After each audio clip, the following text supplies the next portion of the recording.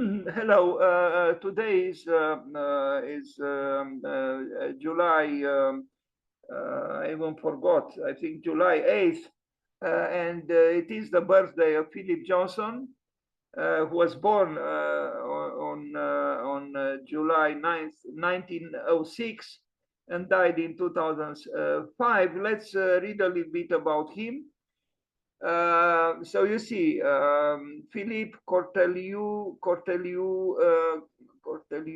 Johnson, born on July 8th, 1906, and died in January the 25th, 2005.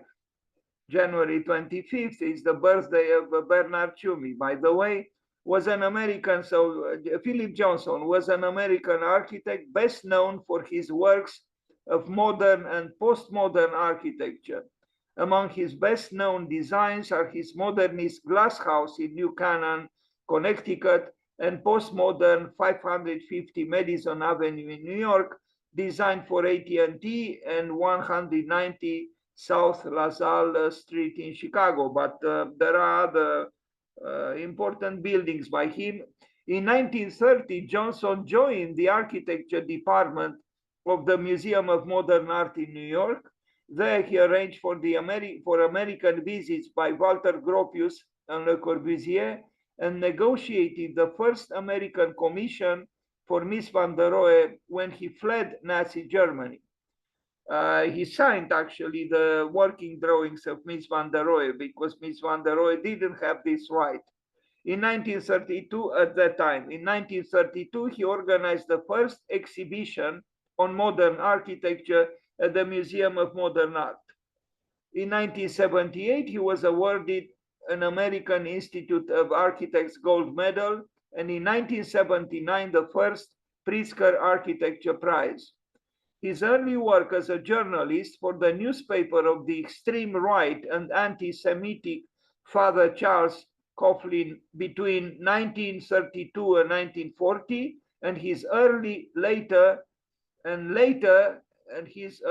I don't know, this is, the text is deficient, and his early, and in his early years perhaps, and later regretted praise of Nazi Germany led to condemnation of Johnson in the year 2020s. So not too long ago. This was the man, and he lived a long life. I think he died at 90. Of course, he has these, frames of the glasses that make one think of Le Corbusier, but he is not the only one. There are other architects who create for themselves variations of this particular, frame.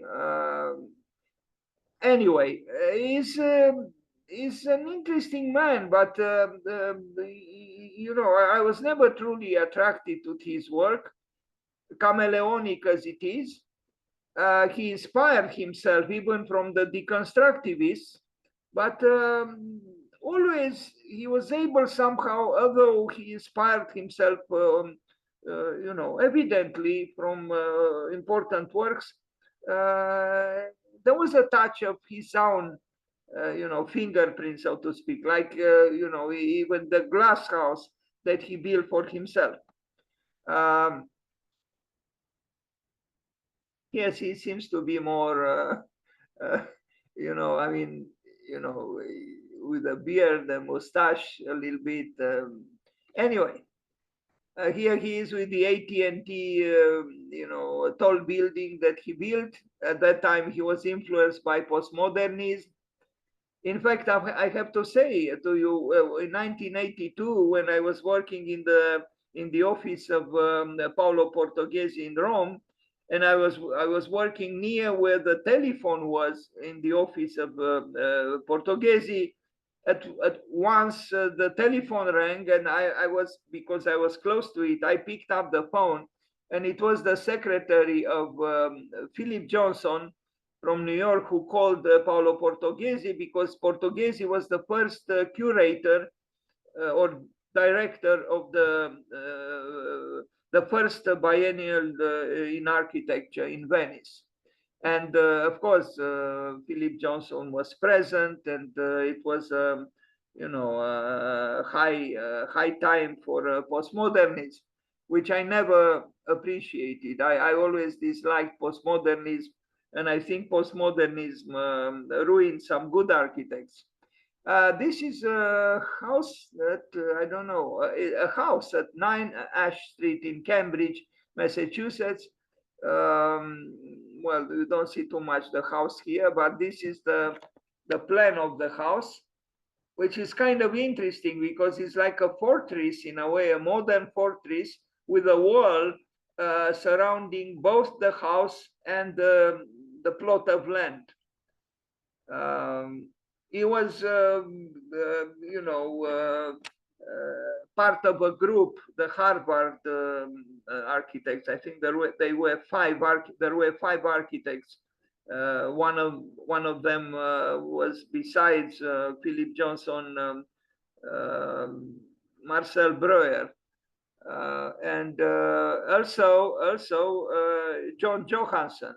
I don't remember the other two members, but these very important architects. Of course, Marcel Breuer, the former instructor, so to speak, and master of the Bauhaus, and Philip Johnson and John Johansson. They were actually students of Marcel Breuer at Harvard. But this house also is interesting, I would say, because it is somehow misanthropically, defined. It opens, as you can see, towards the courtyard, but not towards what is outside of the property. So I do think it's an interesting house, and perhaps less known by this versatile and chameleonic architect, Philip Johnson.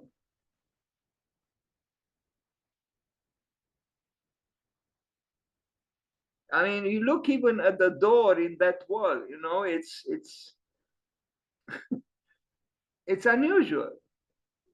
You think you enter a house, maybe, which there are no windows. You actually enter in the courtyard, but the doorway is not really the kind of doorway or gate you would expect, for a fence. Yeah, I almost feel like talking more about this building because it's rather unusual for the United States. You see the other buildings around it; they're all open. There is no enclosure like this. This is very un-American, actually, to defend yourself against the outside in such an obvious way. Very unusual for the United States, something like this. And it's shown even here looking at the other buildings around this one. Now, this one is also an unusual building, built in Israel. And it's kind of, ironic that an architect who sympathized with the Nazi regime managed to build a nuclear research center in Israel. And it's good architecture, actually. He somehow managed to transform, the deadly function, if I'm allowed to say so, of a nuclear, a facility into a building which almost has some kind of spiritual meanings, if I'm allowed to say something like this. But you see, even in the plan, it's a very pure plan.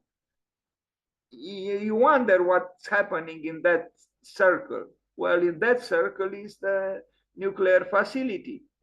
And I think the architectural language is powerful. It is architecture.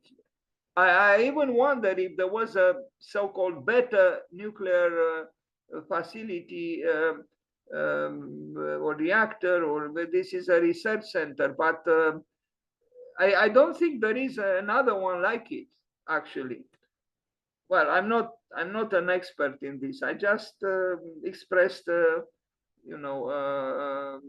feeling I have. But I think again, I improvise now, maybe not in a very inspired way, but I think this architecture from the early years of Philip Johnson deserves some attention. I look at this building and I cannot be indifferent towards it, architecturally speaking.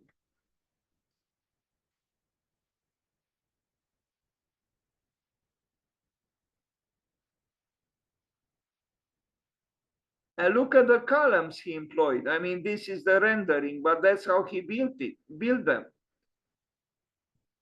Here they are. This is not any work, really. Even by today's standards, I think this building is provocative.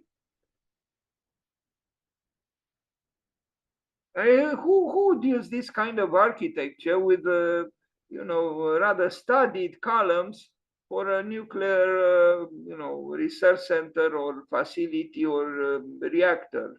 I don't know exactly what the functions were, but it is architecture here.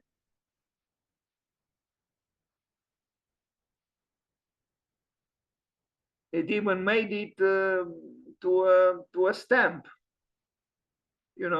and the architect, former admirer of Hitler and the Nazis. Isn't it strange? Because it was built again in Israel, of all places. A beautiful tree in the courtyard. So you have, on one hand, the building of, human dementia, if I am to call it so, considering what the humans did with this incredible energy. Now, let's recall Hiroshima and Nagasaki, and then you have this splendid tree and the courtyard. So you have nature, and then you have the potentially aggressive nature of man in possession of deadly force. The glass house in New Canaan, Connecticut, a very famous house. Here it is. And in its purity is again worthy of attention. Of course, it received a lot of attention, including from himself, because he stated that he knew that if you have so much glass, when you receive the bills for the electrical energy that you need in order to, be able to live in such a glass house, well, you have reasons to worry because the electrical bills are high. But of course, he had no problems to pay because he was affluent. He was very rich. But he still made this statement. In the movie about Louis Kahn that his son made, My Architect, there is a portion, a dialogue between Philip Johnson and the son of Louis Kahn. And I admire the fact that actually Philip Johnson understood that Kahn was more of an artist than he was. And so did actually I.M. Pei in another conversation in that movie. So I think Philip Johnson, in his own way, obviously he didn't have the smallest ego in the field of architecture. Architects in general don't have little egos. And it's enough to remember his own quotation or quote that, he hates vacations. So if he can build another building, why lay on the beach? And indeed, it is so. It happens that I hate vacations too. So in this respect, I am on the side of Philip Johnson. Anyway, so he built for himself this house and on this estate, and in its own way, it's some kind of an architectural jewel.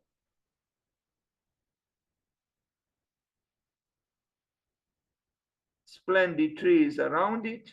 Here he is, with, he doesn't seem to have shoes in his, he doesn't seem to wear shoes, and that's okay. Um,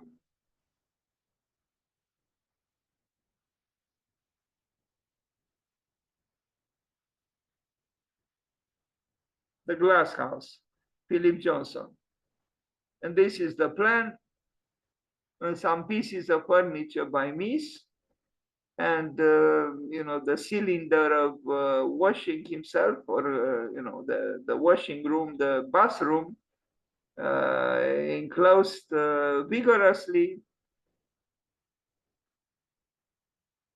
Not a bad building, inspired as it is by the architecture of Mies van der Rohe. Actually, what is interesting in a way that although he found inspiration in many places, he didn't seem to have a lot of interest in the organic architecture of Frank Lloyd Wright.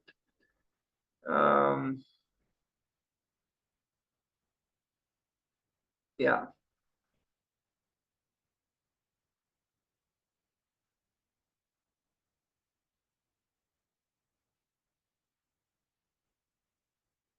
Quite a large estate Mr. Johnson had.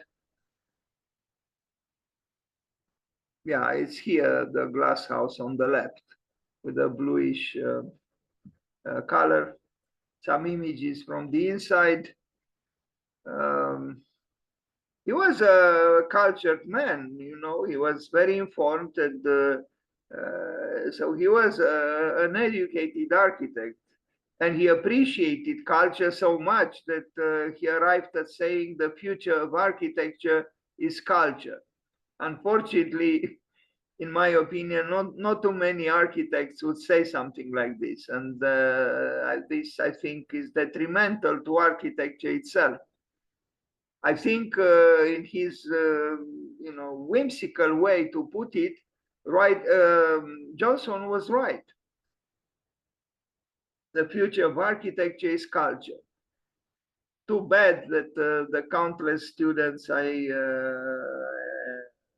invite to contemplate this statement seem to ignore what he said.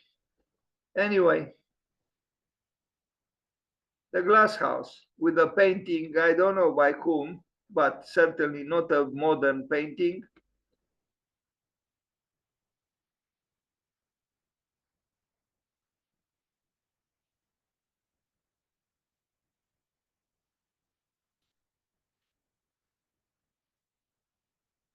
If the electrical bills were not to arrive at the postal box, I wouldn't mind living in such a house either.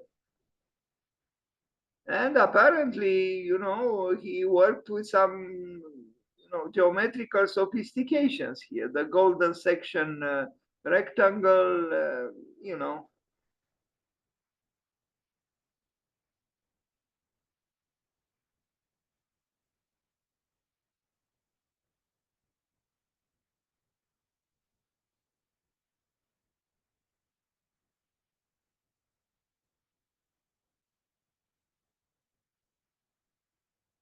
Another house was Sona's house, 1955, 1956.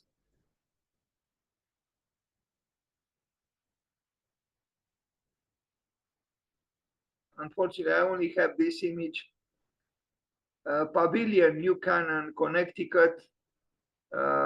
This must be, it was built later because, you can tell there is a change in his architecture. And so postmodernism arrived, but here he is not, falling prey to, an easy borrowing of historicist models. So it has a purity, this building. I think it's actually built on his estate.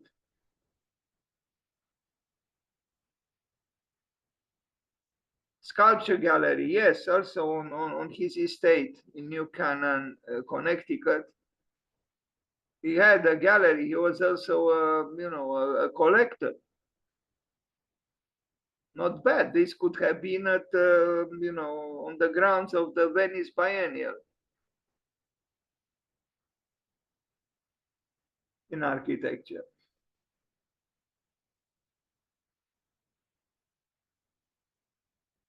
Nice life, no? I mean, he lived for 99 years. He built for himself such buildings. He had a large estate. And besides that, he built many other things. He worked with with another architect, John Burgess. He didn't work alone. Well, in these early works, maybe he did. He did, but later he didn't. He had a big office, Republic Bank Center in Houston, in Texas. Again, we see the influence of postmodernism.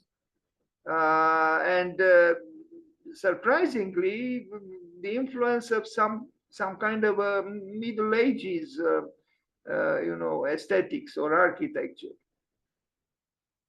but not necessarily what we see here. This is the flamboyance of something else, not the inspiration. It's not Gothic.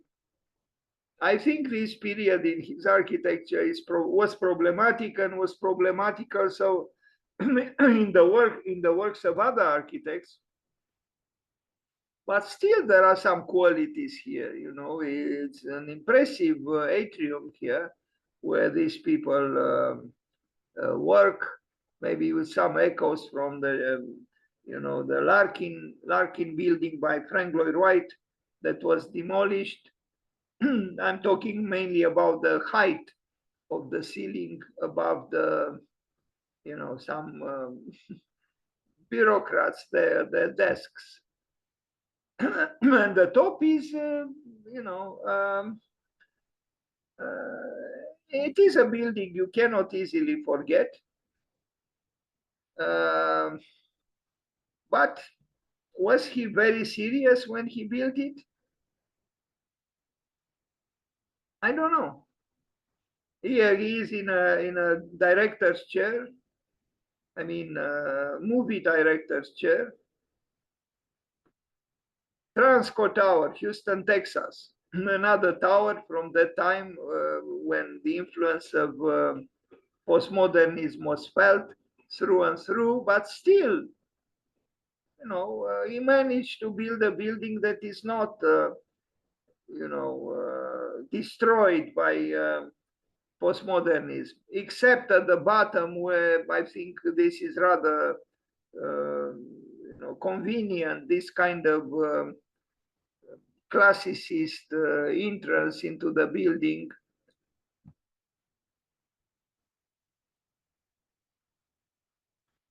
I like the way he sits on this chair, like a teenager. And he is here maybe 8 years old, if not more. Nice. This was his partner, John Burgee Architects, and he worked Philip Johnson with John Burgee, and they did this building in Pittsburgh. Again, some influence. This is interesting, actually, because not too many architects, I think, inspire themselves from the history of architecture prior to the Renaissance. Or if they did, they inspired themselves directly from ancient Greece and the imperial Rome, but not so much from the Middle Ages, from the Gothic times. But here we see echoes, discrete or less discrete, of the Middle Ages, of the Gothic. Discrete, yes, but they are there. This is again, it's not a building totally unworthy of some discussion, perhaps.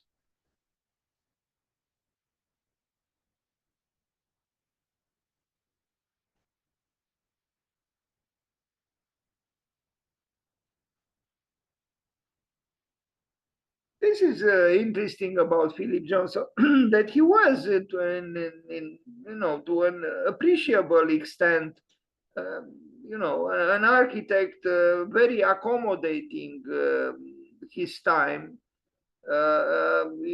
almost in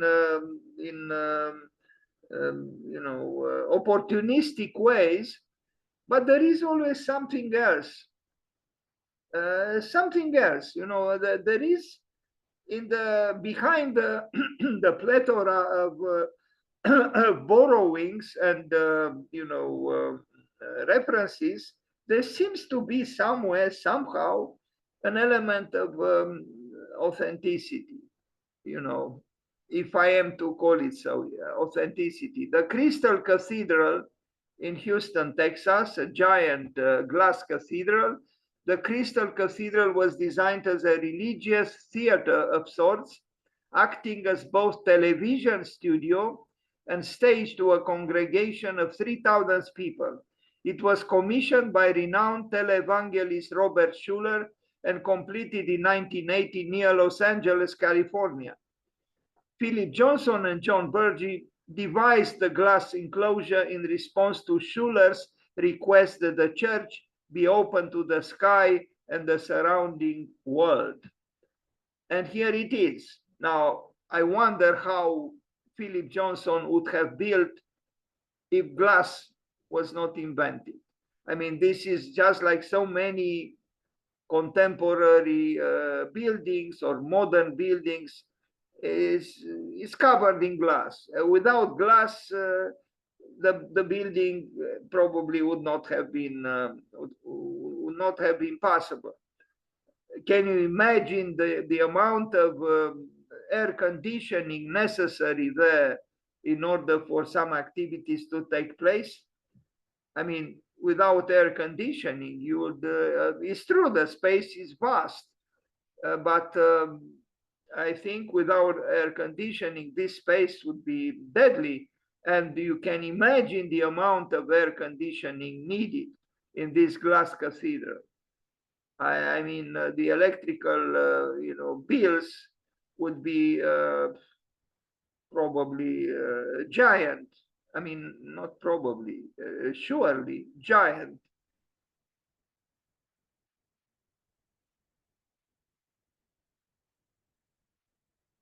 Is this water? If it is water, then this adds something positive to bringing some acceptable air inside this giant glass cathedral in Texas. An expensive building and very expensive to maintain. This building certainly doesn't qualify for a discussion about sustainability unless taken as a negative example.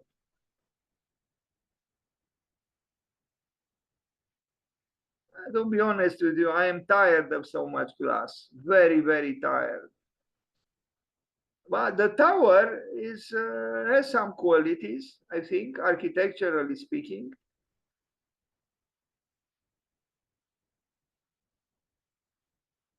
I guess the building on the right is by Richard Meyer.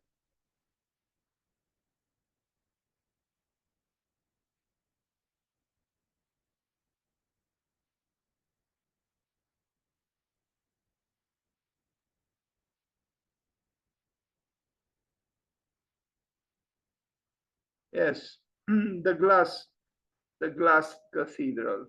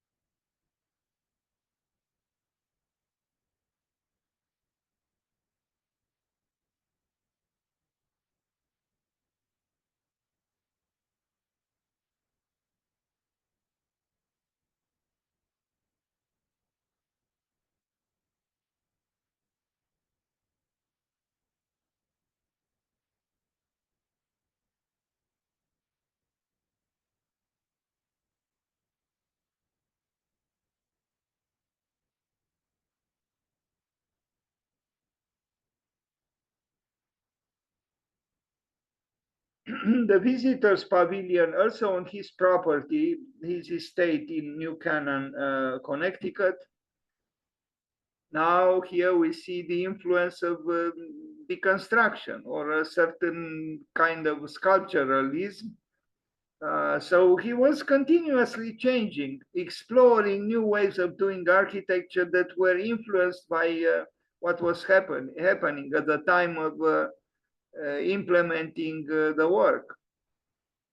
And the grounds of his own house were the grounds of experimentation.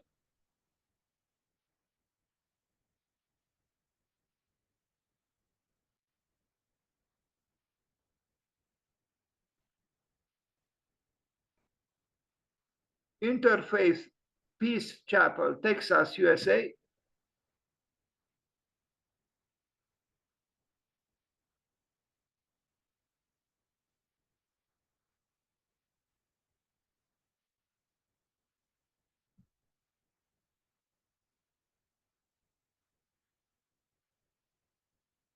I think he liked the Gothic, even when somehow brought into some kind of a conjunction with deconstruction or deformation, modern deviant architecture.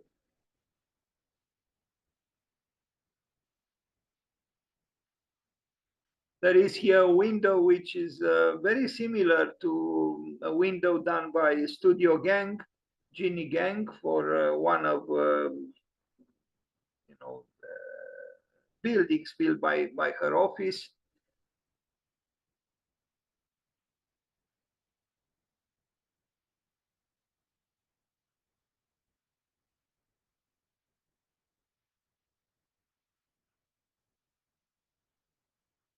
He manages to create an architecture which cannot be easily dismissed, even if opportunistically, accompanying, so to speak, the trends of the time. The Thanksgiving Chapel in Dallas, Texas. Here it is, this one here.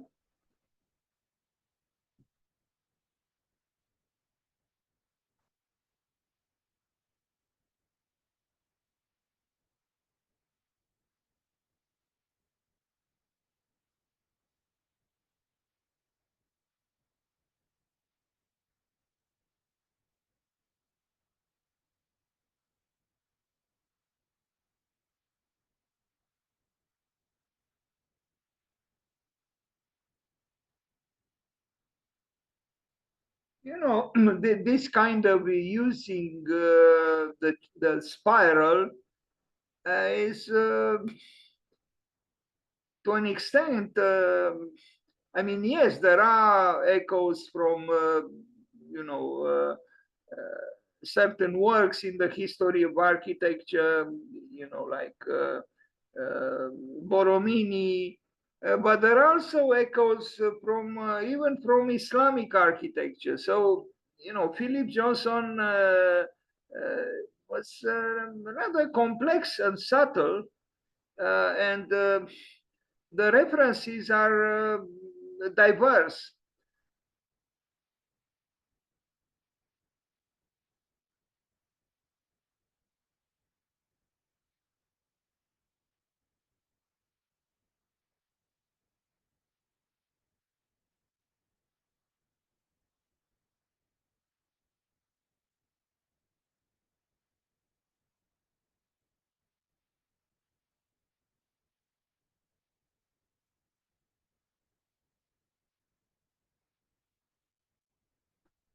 An arts institution, Manson Williams Proctor Arts Institute.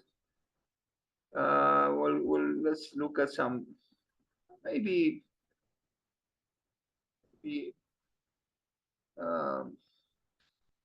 something is happening with me, because initially I didn't like Philip Johnson at all. Maybe I'm growing old. I'm beginning to be interested in this architect.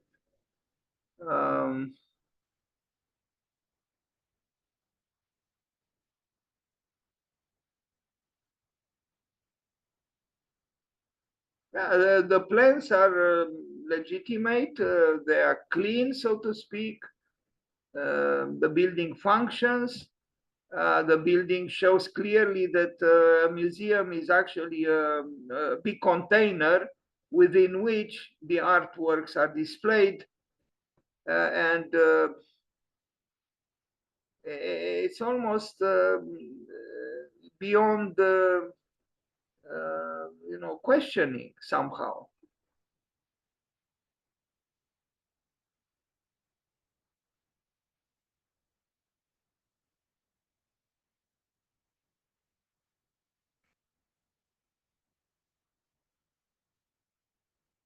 This man who worked a lot with glass, he also worked a lot with the blank walls, with the opaque walls.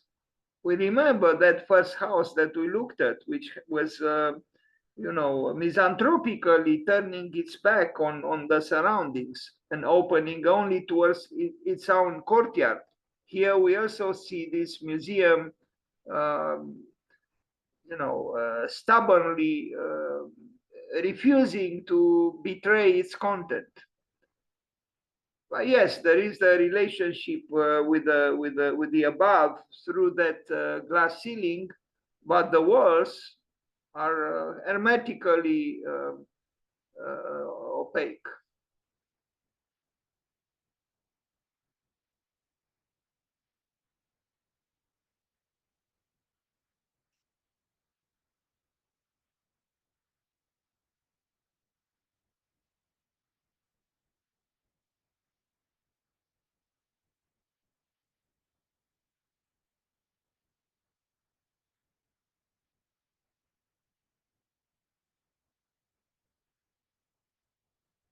The Whaley House, rather interesting house because the bedrooms are on the ground floor and the living room is above the bedrooms.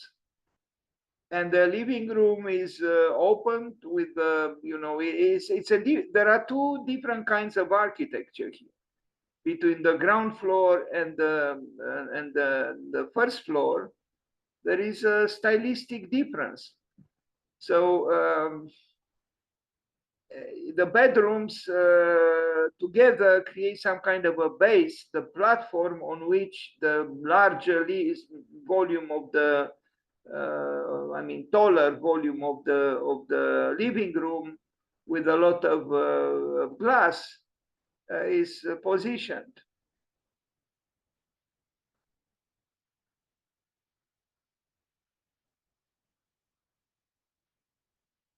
Maybe this building illustrates rather well the dualities of Philip Johnson.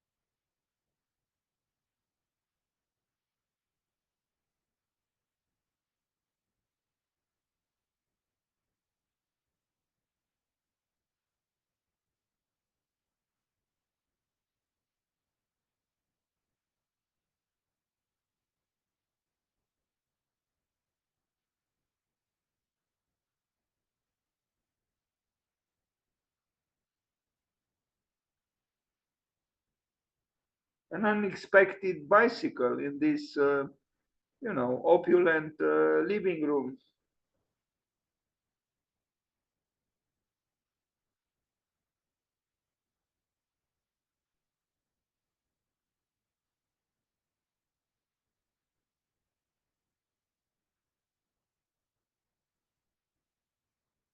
The Barcelona chair on the left.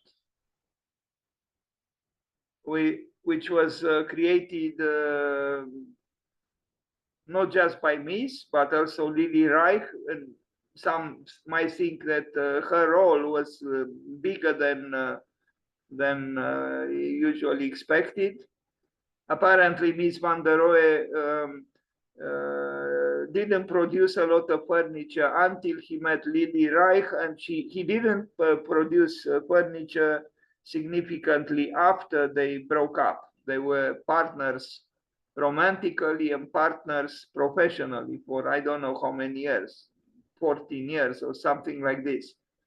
Lily Reich has to be acknowledged. The Rothko Chapel, he had a role here, but he was not the only one who worked on the Rothko Chapel. It's apparently Mark Rothko, the painter who has his paintings inside the chapel. He had a role in the design of the chapel as well. And if I remember correctly, Philip Johnson only for a while worked together with Mark Rothko. Maybe they didn't get along, and then another architect, I think, came in. But even so, at the beginning, the conceptual part of the project belonged in some measure, maybe significant measure, to Mark Rothko, to the painter.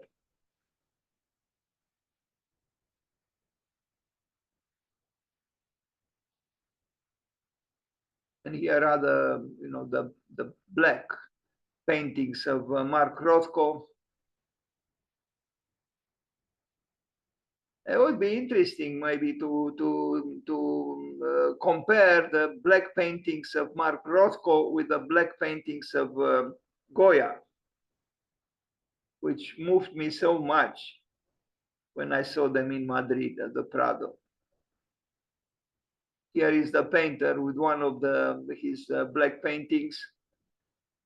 This is a painter who, at the peak of his success, committed suicide. A truly great painter, Mark Rothko.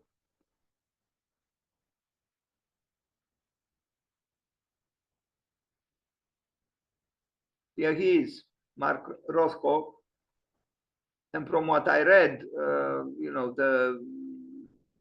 the initiator of the design, of the conception of this chapel, Philip Johnson was just, the architect who was collaborating with Mark Rothko, and I think they didn't get along, or for some reason, I think Philip Johnson left the collaboration, and someone else, another architect, stepped in, but I don't know his name or the name of the office.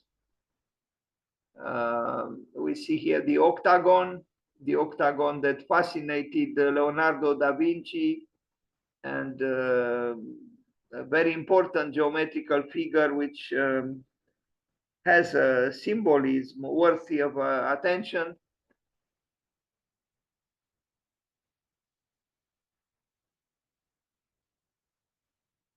Models.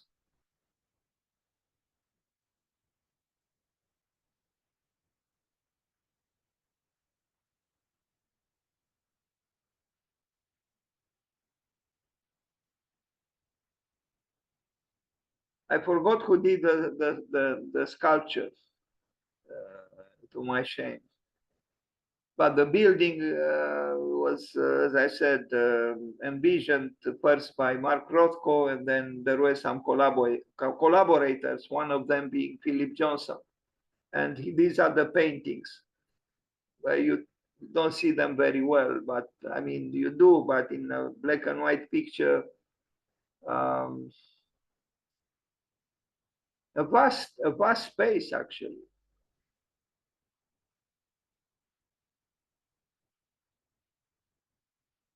The Beck House in Dallas, Texas, it's almost Lincoln Center in New York, in private, or like a private, it's a private residence, but it recalls, the Lincoln Center in New York. It's again, it's a building which could infuriate some. But if you look at the subtleties of the arches, you see that this architect was not any architect. There is something mysterious somehow in the architecture of Philip Johnson. I'm not sure I can articulate it properly now. I think he had a very deep knowledge of the history of architecture, and he assimilated it with care.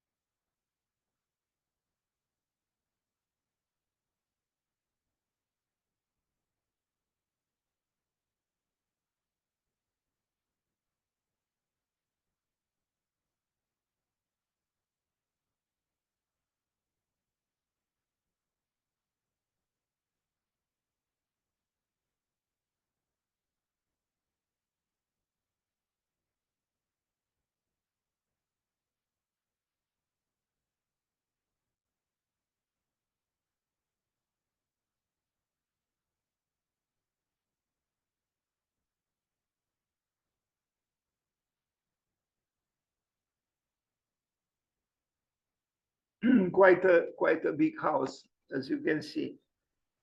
Certainly not for a proletarian and his family.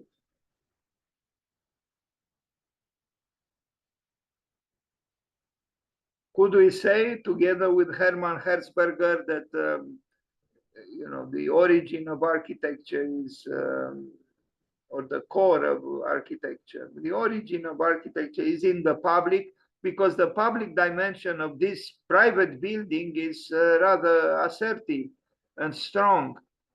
This could have been the lobby of I don't know, a theater or some kind of a cultural institution. It's actually a private residence, a giant bedroom.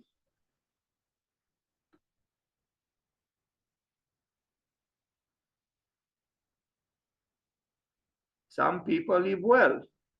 Yet, as Rem Koolhaas said, even in the field of opulence and affluence, unhappiness exists, crimes exist even. This is my addition, but horrible things could happen in such a sublime architecture or house, because the inner demons are sometimes stronger than the most glittering architecture.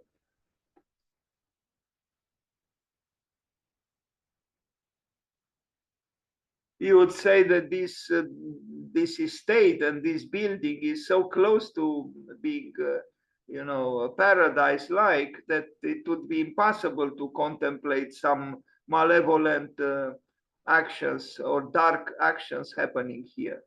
And yet a certain melancholia is present if you contemplate, this fragment of an arch here, rather non-classical or classicist gesture. So maybe Philip Johnson had himself the intuition of the possible, demons that might, move around freely here at a certain time and provoke, I don't know what kind of a disaster, which the ruined arch here could symbolize, maybe. But it is interesting, even this, it's surreal almost. It's a surreal architecture.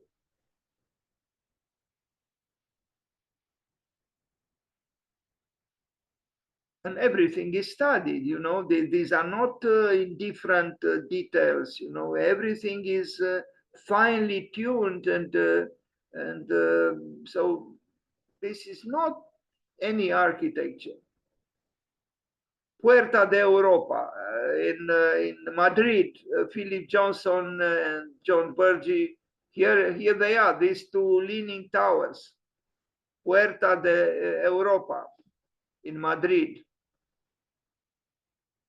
Unexpected, no? After we saw the building we just saw.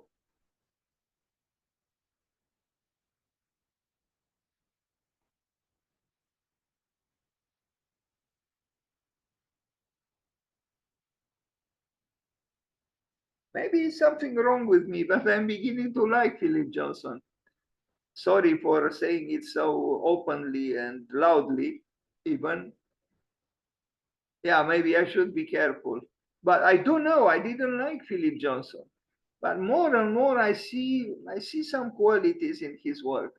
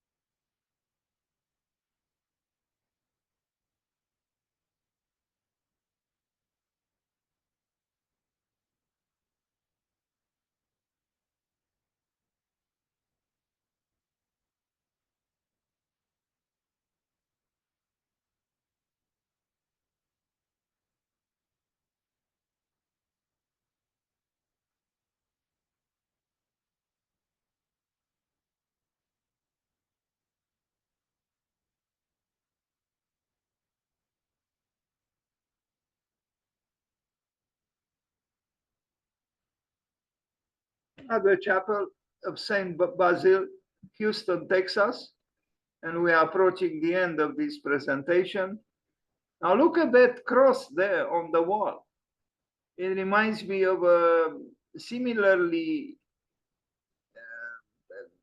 placed or displaced cross on the chest of a father figure in that movie by Ingmar Bergman, Fanny and Alexander, through which I think Bergman wanted to suggest that not everything was all right in the life and actions of that man. And a commentary actually on the inadequacy of the church sometimes, even from an ethical point of view. But the fact that, for this chapel, the chapel of St. Basil in Houston, this, problematic placement of the cross was accepted shows the openness of the clients and also the courage of the graphic courage of the architect.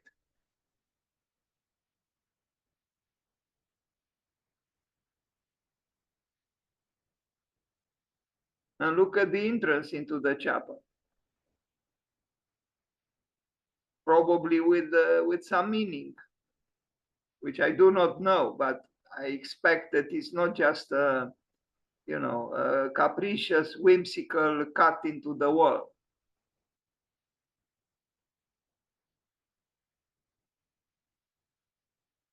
I'm somehow inclined to think that the architecture of Philip Johnson would benefit. No, that's not what I want to say. Well, in a way, maybe would benefit from a talk about architecture of theater.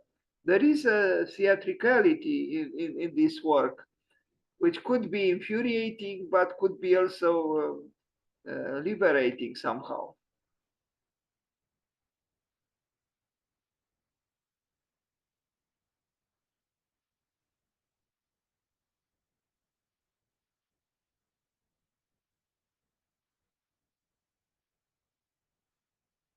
We even see on the grounds near the chapel the labyrinth of Chartres.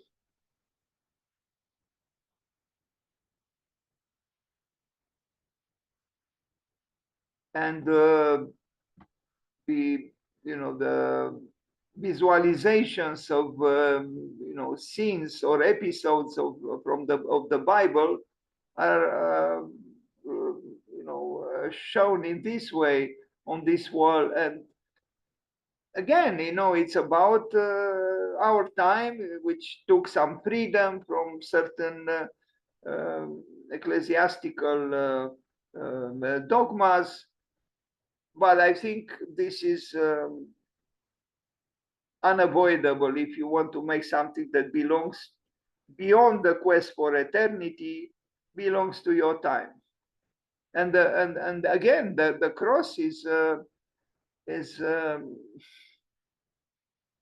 not that it is only sloping. It's like the gate of Europe in Madrid that we saw, but also you see the arms are unequal. So it shows a deviant attitude towards even the cross. And this is the labyrinth, which in a way is a scandal for Christianity. Although there were important cathedrals like in Amiens and also at Chartres, which had inscribed on the floor a labyrinth. But the labyrinth is a symbol of, in a way, of the unknown and the unknowable. And so the certitude that a cathedral should emanate is somehow problematized by the presence of the labyrinth. But the builders of the French cathedrals, I think, showed through the fact that they employed sometimes the labyrinth in very important, almost quintessential cathedrals. They employed the labyrinth. It shows that the builders of the Middle Ages were less dogmatic than we are. And they accommodated not only scenes from the Last Judgment and the hell, which we don't do any longer in modern or contemporary churches or cathedrals, but they did, and they also employed the labyrinth, as you can see here. That's it. So let's wish happy birthday to Mr. Philip Johnson, the first winner of the Pritzker Prize. Thank you.